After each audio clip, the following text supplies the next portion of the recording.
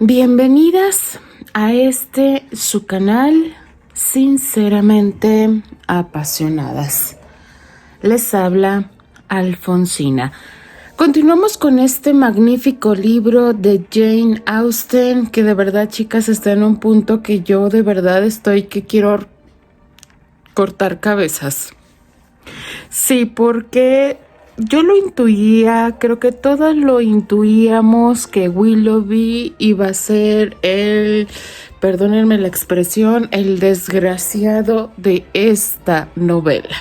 Y se veía venir, chicas, con esas cartas que mandaba Marianne sin contestación, actitudes de Willoughby. Y de verdad, chicas, que desgraciadamente para esa época tenía mucho peso la palabra de un hombre y la mujer quedaba relegada. ¿Qué nos depara el siguiente capítulo, chicas? Vamos a descubrirlo en este maravilloso libro llamado Sensatez y Sentimientos. Capítulo 31.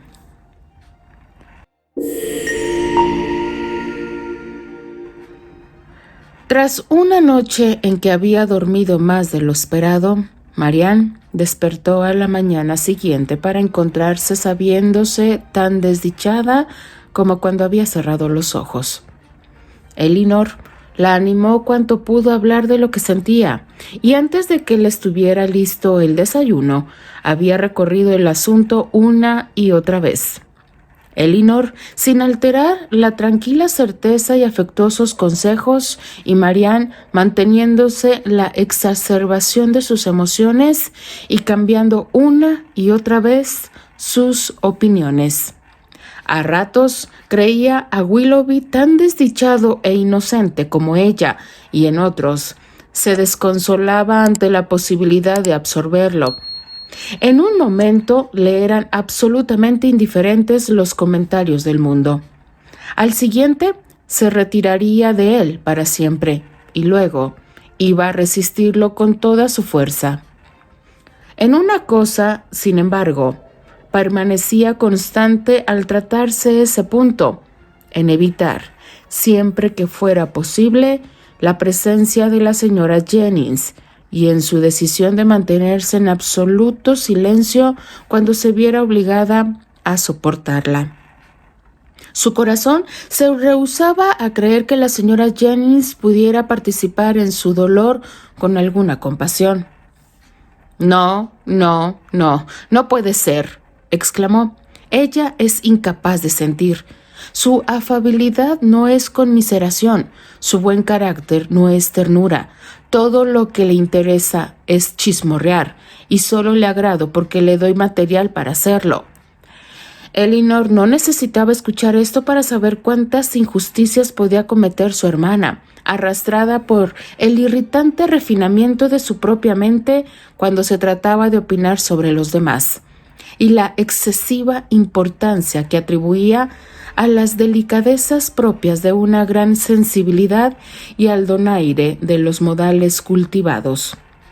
Al igual que medio mundo, si más de medio mundo fuera inteligente y bueno, Marianne, con sus excelentes cualidades y excelente disposición, no era ni razonable ni justa. Esperaba que los demás tuvieran sus mismas opiniones y sentimientos, y calificaba sus motivos por el efecto inmediato que tenían sus acciones en ella. Fue en estas circunstancias que, mientras las hermanas estaban en su habitación después del desayuno, ocurrió algo que rebajó aún más su opinión sobre la calidad de los sentimientos de la señora Jennings, pues, por su propia debilidad, permitió que le ocasionara un nuevo dolor, aunque la buena señora había estado guiada por la mejor voluntad. Con una carta en su mano extendida y una alegre sonrisa nacida de la convicción de ser portadora de consuelo, entró en la habitación diciendo: «Mire, querida, le traigo algo que estoy segura le hará bien». Marianne no necesitaba escuchar más. En un momento de imaginación le puso por delante una carta de Willoughby, llena de ternura y arrepentimiento, que explicaba lo ocurrido a toda satisfacción y de manera convincente, seguida de inmediato por Willoughby en persona. Abalanzándose a la habitación para reforzar a sus pies y con la elocuencia de su mirada las declaraciones de su carta, la obra de un momento fue destruida por el siguiente. Frente a ella estaba la escritura de su madre, que hasta entonces nunca había sido mal recibida, y en la agudeza de su desilusión tras un éxtasis que había sido de algo más que esperanza, sintió como si, hasta ese instante, nunca hubiera sufrido. No tenía nombre para la crueldad de la señora Jennings, aunque ciertamente hubiera sabido cómo llamarla en sus momentos de más feliz elocuencia. Ahora solo podía reprochársela mediante las lágrimas que le arrasaron los ojos con apasionada violencia. Un reproche, sin embargo, tan por completo desperdiciado en aquella a quien estaba dirigido que ésta, tras muchas expresiones de compasión, se retiró sin dejar de encomendarle la carta con gran consuelo. Pero cuando tuvo la tranquilidad suficiente para leerla, fue el poco alivio que encontró en ella. Cada línea estaba llena de Willoughby. La señora Dashwood, todavía confiada a su compromiso y creyendo con la calidez de siempre en la lealtad del joven, solo por insistencia de Elinor se había decidido a exigir de Marianne una mayor franqueza hacia ambas. Y con esto, con tal ternura hacia ella, tal afecto por Willoughby y tal certeza sobre la felicidad que cada uno encontraría en el otro, no que pudo dejar de llorar desesperadamente hasta terminar de leer. De nuevo se despertó en Marianne toda su impaciencia por volver al hogar. Nunca su madre le había sido más querida, incluso por el mismo exceso de su errada confianza en Willoughby, y anhelaba desesperadamente haber partido ya.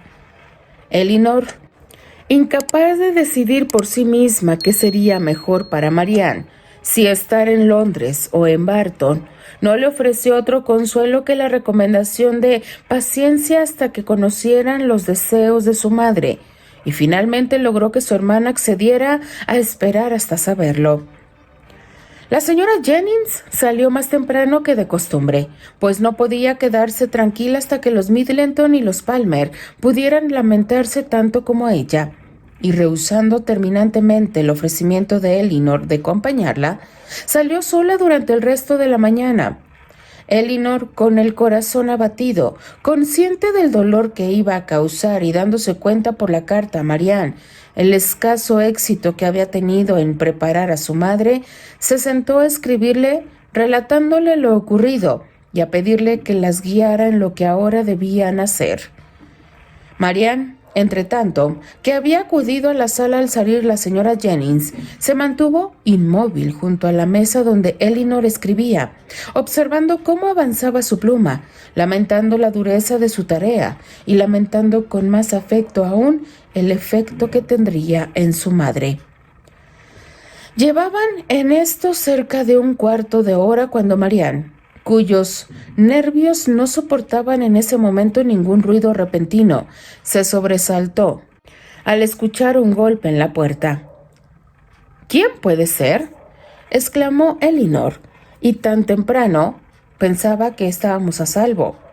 Marianne se acercó a la ventana. «Es el coronel Brandon», dijo molesta. «Nunca estamos a salvo de él.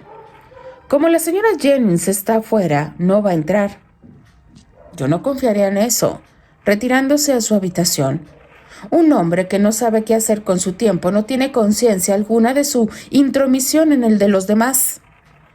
Los hechos confirmaron su suposición, aunque estuviera basada en la injusticia y el error, porque el coronel Brandon sí entró, y Elinor, que estaba convencida de que su preocupación por Marianne lo había llevado hasta allí, y que veía esa preocupación en su aire triste y perturbado y en su ansioso, aunque breve indagar por ella, no pudo perdonarle a su hermana por juzgarlo tan a la ligera. «Me encontré con la señora Jennings en Bond Street», le dijo tras el primer saludo, y ella me animó a venir, y no le fue difícil hacerlo, porque pensé que sería probable encontrarla a usted sola, que era lo que quería. Mi propósito, mi deseo, mi único deseo al querer eso, creo que así es poder dar consuelo. No debo decir consuelo, no consuelo momentáneo, sino una certeza, una perdurable certeza para su hermana. Mi consideración por ella, por usted, por su madre, espero me permita probársela mediante el relato de ciertas circunstancias, que nada sino una muy sincera consideración, nada sino el deseo de serles útil. Creo que lo justifican. Aunque si he debido pasar tantas horas intentando convencerme de que tengo la razón, ¿no habrá motivos para temer estar equivocado? Se interrumpió. Lo comprendo, dijo Elinor. Tiene algo que decirme del señor Willoughby que pondrá aún más a la vista su carácter. Decirlo será el mayor signo de amistad que puede mostrar por Marianne. Cualquier información dirigida a ese fin merecerá mi inmediata gratitud, y la de ella vendrá con el tiempo. Por favor, se lo ruego, dígamelo. Lo haré. Para ser breve, cuando dejé Barton el pasado octubre, pero así no lo entenderá. Debo retroceder más aún. Se dará cuenta de que soy un narrador muy torpe, señorita Dashwood. Ni siquiera sé dónde comenzar. Creo que será necesario contarle muy brevemente sobre mí, y seré muy breve. En un tema como este, suspiró profundamente. Estaré poco tentado a alargarme. Se interrumpió un momento para ordenar sus recuerdos y luego, con otro suspiro, continuó. Probablemente habrá olvidado por completo una conversación. No se supone que haya hecho ninguna impresión en usted. Una conversación que tuvimos una noche en Barton Park, una noche en que había un baile, en el cual yo mencioné una dama que había conocido hace tiempo y que se parecía en alguna medida a su hermana Marianne. Por cierto, respondió Elinor, no lo he olvidado. El coronel pareció complacido por este recuerdo y agregó: si no me engaña la incertidumbre, la arbitrariedad de un dulce recuerdo, hay un gran parecido entre ellas. En mentalidad y en aspecto, la misma intensidad en sus sentimientos, la misma fuerza de imaginación y vehemencia de espíritu. Esta dama era una de mis parientes más cercanas, huérfana desde la infancia y bajo la tutela de mi padre. Teníamos casi la misma edad, y desde nuestros más tempranos años fuimos compañeros de juegos y amigos. No puedo recordar algún momento en que no haya querido a Elisa, y mi afecto por ella, a medida que crecíamos, fue tal que quizá, juzgando por mi actual carácter solitario y mi tan poco alegre seriedad, usted me crea incapaz de haberlo sentido. El de ella hacia mí fue, así lo creo, tan ferviente como el de su hermana al señor Willoughby, y aunque por motivos diferentes, no menos desafortunado. A los 17 años la perdí para siempre. Se casó, en contra de sus deseos, con mi hermano. Era dueña de una gran fortuna y las propiedades de mi familia bastante importantes. Y esto, me temo, es todo lo que se puede decir respecto del comportamiento de quien era al mismo tiempo su tío y tutor. Mi hermano no se la merecía, ni siquiera la amaba. Yo había tenido la esperanza de que su afecto por mí la sostendría ante todas las dificultades, y por un tiempo así fue. Pero finalmente la desdichada situación en que vivía, porque debía soportar las mayores inclemencias, fue más fuerte que ella, y aunque me había prometido que nada, pero cuán a ciegas avanzó en mi relato. No le he dicho cómo fue que ocurrió esto. Estábamos a pocas horas de huir a Escocia. La falsedad o la necedad de la doncella de mi prima nos traicionó. Fui expulsado a la casa de un pariente muy lejano y a ella no se le permitió ninguna libertad, ninguna compañía ni diversión, hasta que convencieron a mi padre de que cediera. Yo había confiado demasiado en la fortaleza de Lisa y el golpe fue muy severo.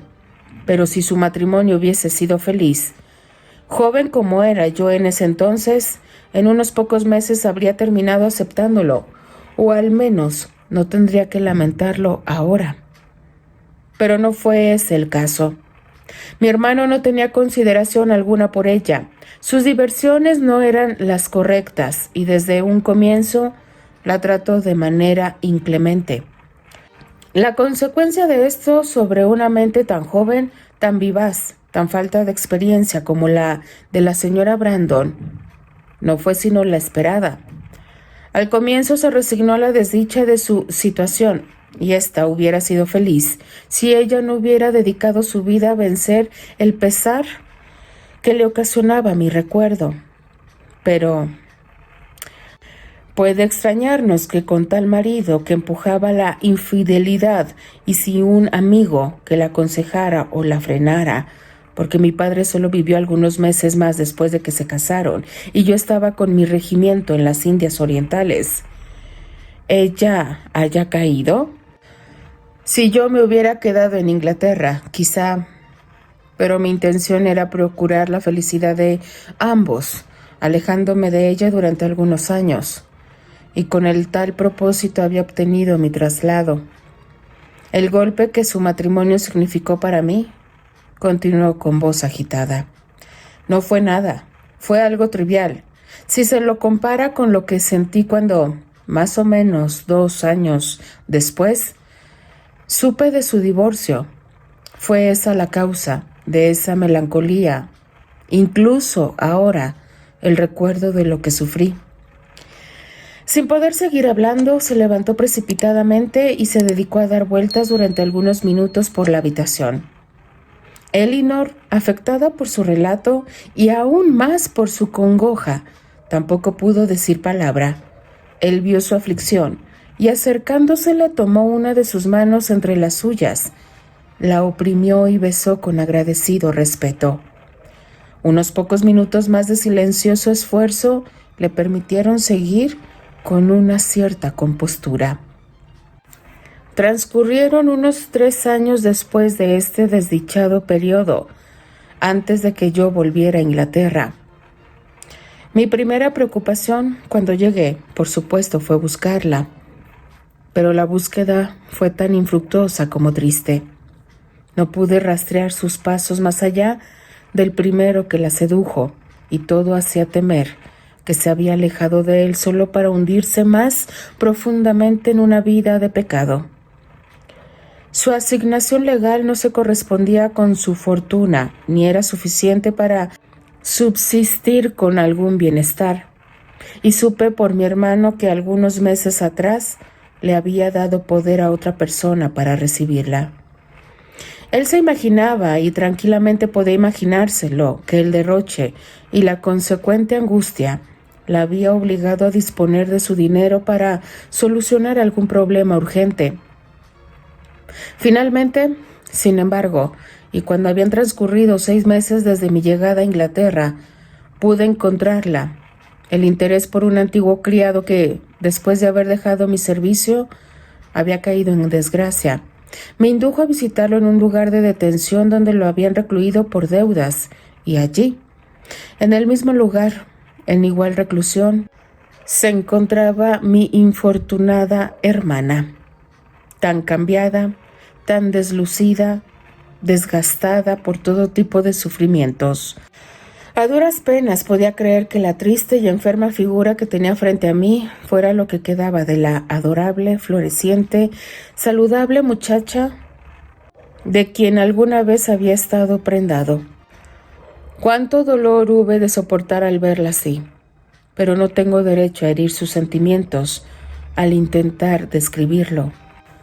Ya la he hecho sufrir demasiado, que según todas las apariencias estaba en las últimas etapas de tuberculosis. Sí, en tal situación fue mi mayor consuelo.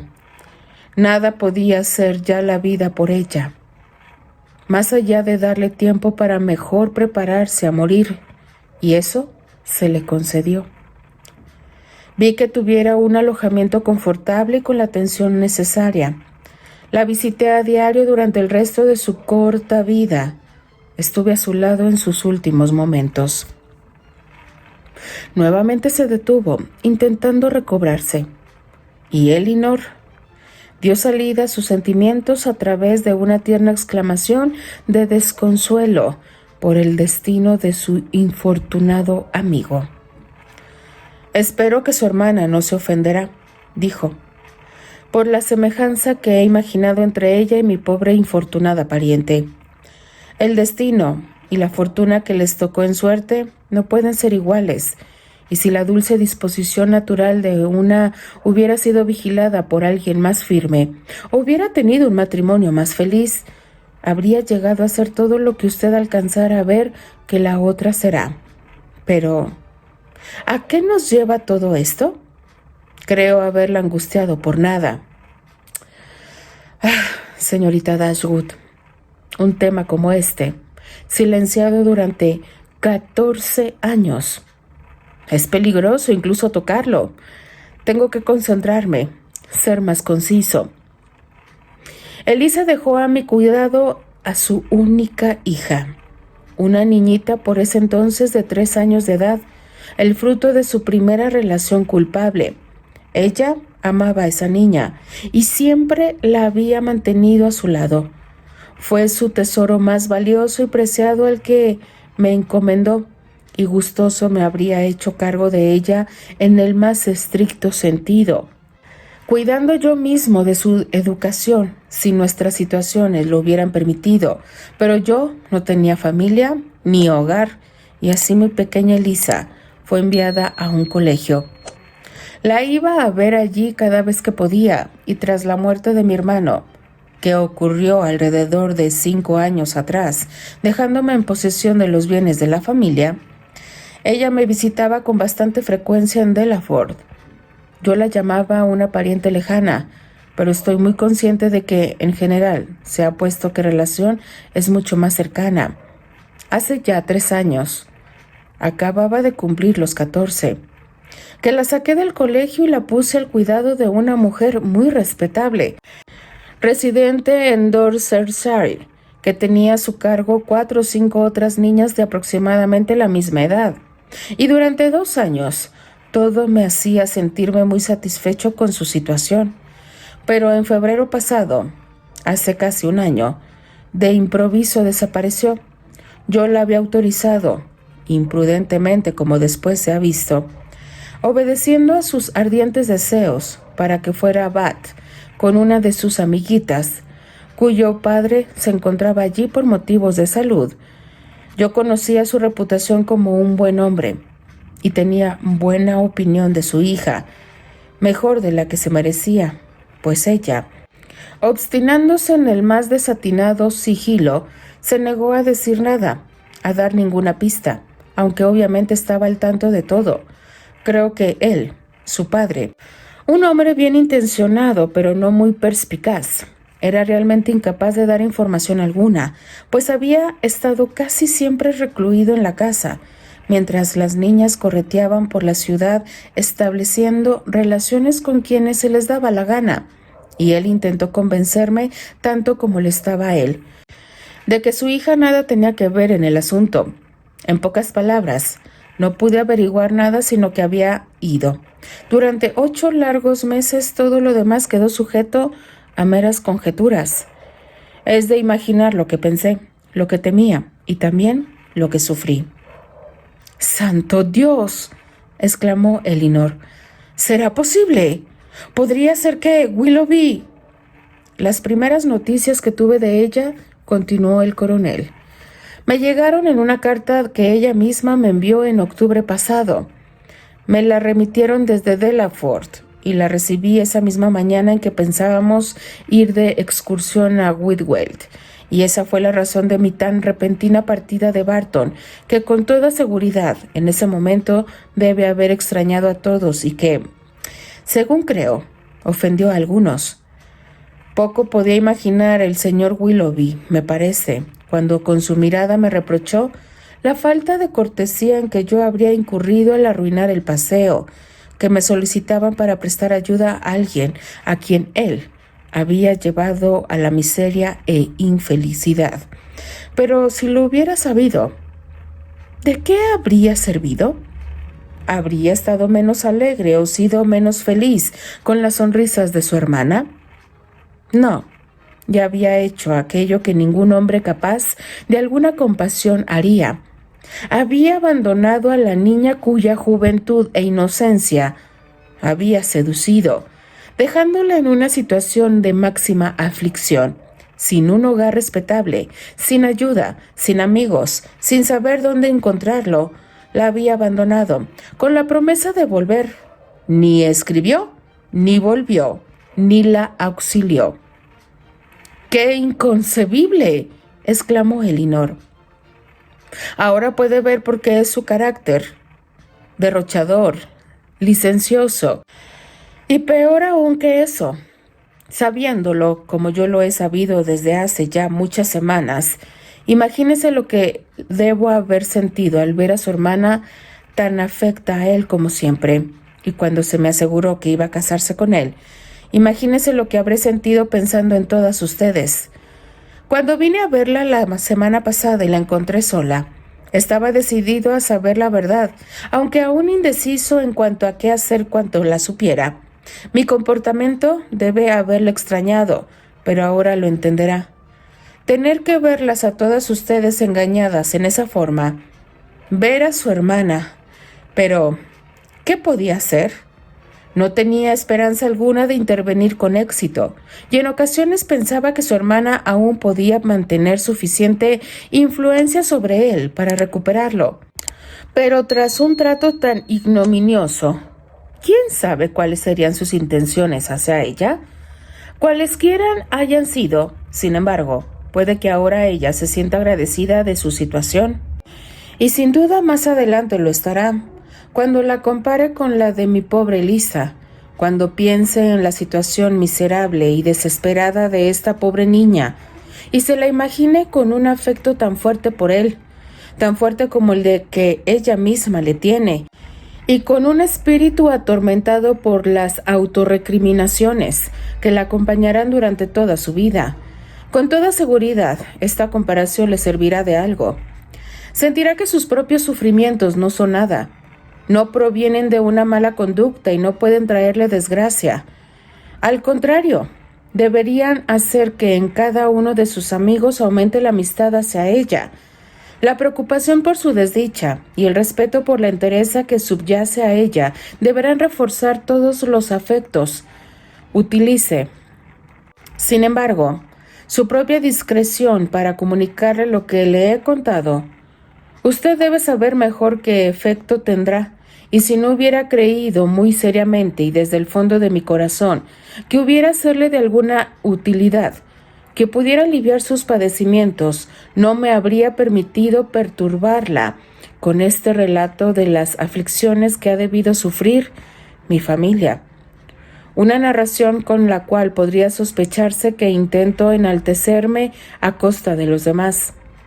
Elinor acogió estas palabras con profundo agradecimiento, asistida también por la certeza de que el conocimiento de lo ocurrido sería de importante provecho para Marianne.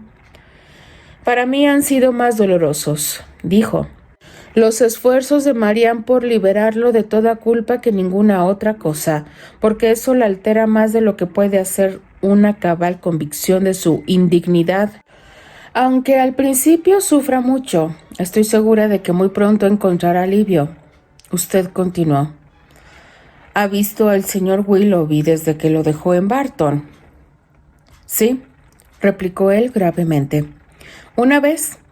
Era inevitable encontrarme con él una vez. Elinor, sobresaltada por su tono, lo miró inquieta diciendo: ¿Cómo? ¿Se encontró con él para...? No podía ser de otra manera. Elisa me había confesado, aunque muy a desgana, el nombre de su amante, y cuando él volvió a la ciudad, 15 días después de mí, nos citamos para encontrarnos. Él para defender su conducta, yo para castigarla. Retornamos indemnes, y así el encuentro nunca se hizo público. Elinor suspiró ante lo fantasioso e innecesario de todo ello, pero tratándose de un hombre y un soldado, pretendió no desaprobarlo.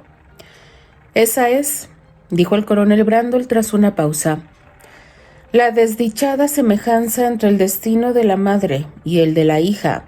¿Y de qué manera he fallado yo en aquello que se me había encomendado?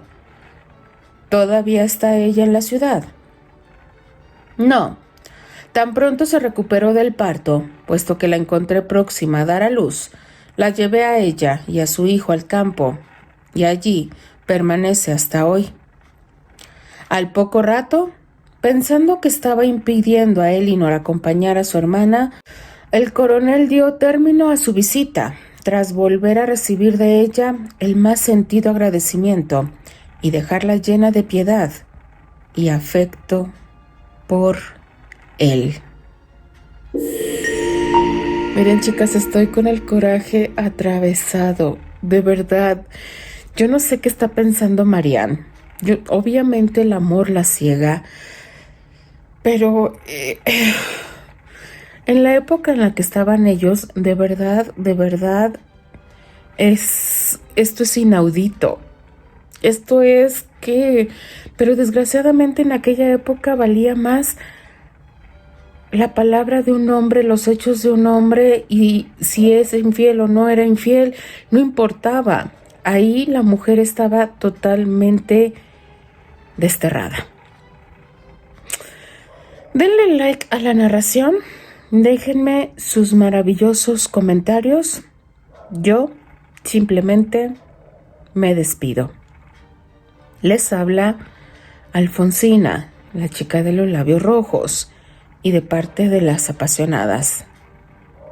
Nos escuchamos en el siguiente capítulo. Adiós.